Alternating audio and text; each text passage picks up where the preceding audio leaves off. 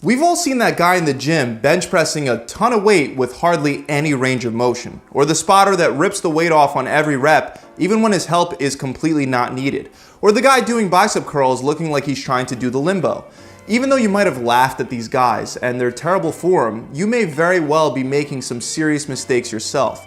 Even if your mistakes aren't as extreme, a relatively minor deviation in your form can switch the focus of an exercise away from the muscles that you're trying to target, making that exercise far less effective. Over the years of spending countless hours in the gym, both as a full-time trainer and while working out myself, I've narrowed down this list to just 8 of the most common gym exercises that I see people getting plain wrong. And today I want to give you guys some minor tweaks to make all of these exercises far more effective so you can better target the muscles that you're trying to work, allowing you to build more muscle and see faster results. So let's start with the lower body for our first exercise, which is lunges. The biggest mistake that I see people of all different skill levels make with lunges is lunging with an almost overlapping stride position. What I mean is that people will lunge in a straight line, putting one foot directly in line with the other like they're trying to do some complicated sobriety test. This is wrong. You want to plant your feet a little less than hip width apart for every lunge. While lunges can help you develop better balance, the exercise itself should not be a balancing act. So there's no need to practically cross your feet over with each lunge.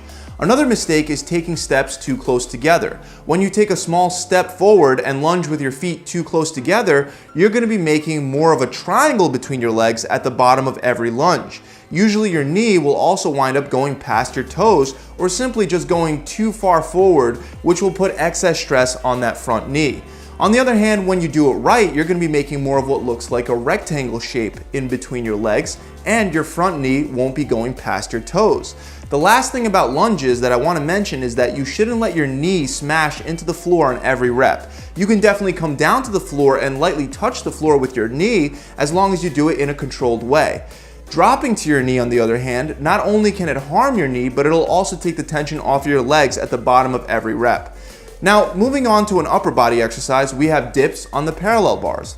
First of all, you shouldn't do dips on a bench. Since your hands are locked behind your back, the exercise puts your shoulders in a very unnatural position that can cause impingement. Luckily, with parallel bars, we can do dips without the hands being behind the back. But even with regular dips on parallel bars, there are still a lot of mistakes here to address.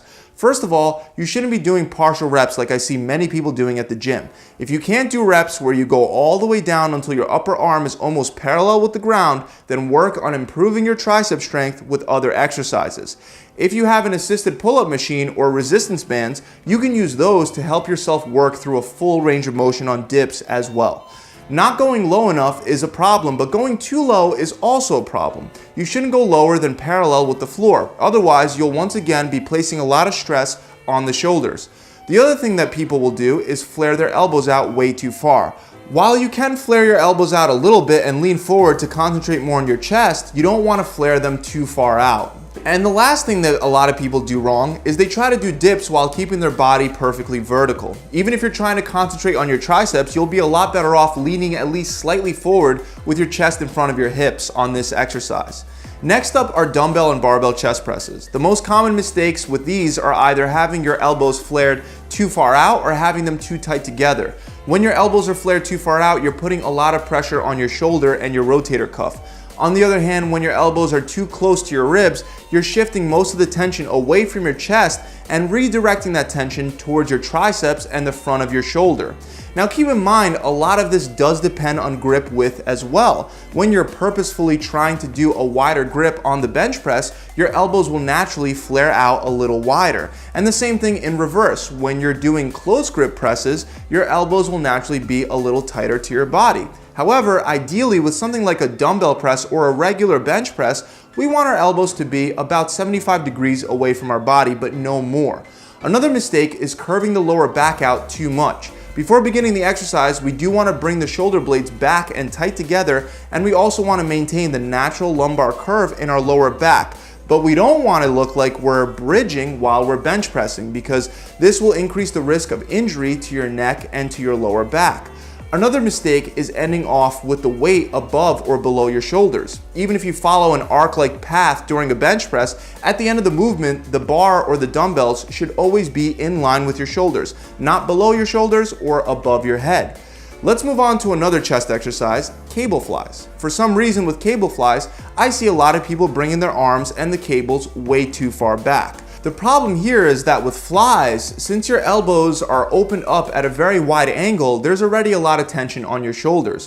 When you go too far back, you're increasing your risk of hyperextending and injuring those shoulders. When lowering the weight, you want to aim to stop even with your chest, or maybe just a little bit further back before lifting that weight right back up. Another problem that mostly beginners run into is performing the fly with the elbows locked out. Not only does this put excessive pressure on the elbows, but it also decreases the amount of tension that's placed on the chest, which is the muscle that you're trying to target to begin with. You want to keep your elbows slightly bent and pretend that you're hugging a really wide tree. The last problem you might run into is if you're rounding your shoulders too far forward. With flies, just like with the chest presses, you want to make sure that you retract your shoulder blades and stick your chest out. Next up is the bent over barbell row. With this exercise, most people aren't sure where they should be aiming to bring the bar. You could bring the bar higher up towards your chest or lower towards your belly button. While neither of these are necessarily wrong, you should be choosing where to aim for a specific purpose. When you row towards your belly button, you'll target a lot more of the muscles in the middle of your back and some of your lats as well. On the other hand, when you do rows closer to your chest, you'll be targeting a lot more of your upper back. Of course, this does also depend on how far you bend forward as well. Now, the most serious mistake that I see for any standing bent over movement is forward rounding of the spine. Normally, you'll naturally maintain a neutral lumbar curve, but when you're bent over with heavy weight in your hands, that weight will be pulling your upper body down. And if you don't resist and stabilize the weight properly, you can easily wind up with a lower back injury. So to prevent this from happening, you'll want to stick your chest out and really squeeze your shoulder blades nice and tight together before you even lift the weight up. Thinking about maintaining a big chest and seeing your chest in the mirror the whole time will help you out quite a bit as well. If you still have trouble with your lower back rounding, then I also recommend sticking your butt out. It might feel weird before beginning the exercise, but once you have that weight in your hands and the weight is pulling your upper body down, you'll have that neutral lumbar curve that we're aiming for. For beginners, I found that keeping the head up reminds them to keep their chest up as well, because where the head goes, the body will follow. But you can also pack your chin tight by pulling your chin back into a position that makes it look as if you have a double chin while keeping your eyes a few feet in front of you. Now, the same advice applies whenever you're in a bent over position lifting anything off the ground, whether it's a big compound exercise like a deadlift, an isolation exercise like a bent over reverse fly, or you're simply lifting a heavy box up off the ground. The last thing you want to avoid with barbell rows is pulling with your hands instead of pulling with your elbows. When you pull with your hands, you're going to be targeting your biceps a lot more. On the other hand, if you focus on pulling that weight up with your elbows, you're going to be targeting the back much better. Another exercise I see problems with is with cable tricep extensions, whether you're using an EZ bar attachment or a rope. The first mistake is not locking your elbows in place. Your elbows should be tight to your ribs and they shouldn't be swinging back and forth as the weight goes up and down. Otherwise, you'll be incorporating your lats, making this tricep exercise a lot less effective. The other mistake is standing too straight up in what looks like a perfectly vertical line. Now, while you can get away with this with a rope, if you open up the rope at the bottom of every one of your extensions and go around your hips, with an EZ bar, you're not going to be able to come to full extension because your hips are going to be in the way. Instead, you should bend slightly forward to get a full range of motion and to better target your triceps. Next up is the lat pull down. The biggest mistake you see with this one is excessive swinging when bringing the bar down towards your chest. When you swing like this, not only can you wind up with a lower back injury, but you're also using momentum rather than using your lats. Instead, you want to position yourself right under the bar and once again stick your chest out by squeezing your shoulder blades really tight together. You want to do most of your reps without any assistance from momentum and only use a little bit of momentum to help squeeze out those last couple of reps as your muscles start to fatigue. The other common mistake beginners make with lat pull downs is they'll pull the bar way too low. When you go too low, you're putting your shoulders in a bad position, and you're also limiting the effectiveness of the exercise, especially since you'll have to use a lot lighter of a weight to get down that far. Instead, you should be aiming to bring the bar either under your chin or to your upper chest and no lower.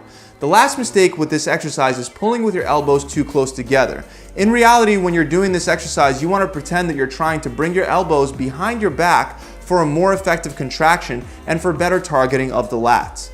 The last exercise that I want to go over today is skull crushers. With skull crushers, you want to make sure that you keep your elbows close together. Many people will flare their elbows out way too far with exercises like skull crushers and French curls as well. By doing that, you're once again taking the emphasis off the triceps. The other major mistake that I see is bringing the bar above your head on the way down. These are called skull crushers for a reason. Your target should be your forehead on every rep. If you go behind your head, it may allow you to lift some extra weight, but that's only because your lats will start taking over the movement. And then the momentum that you get from your lats will limit the effectiveness of this exercise for your triceps. It's a lot more rare to see people going and aiming too low for their teeth or for their collarbones.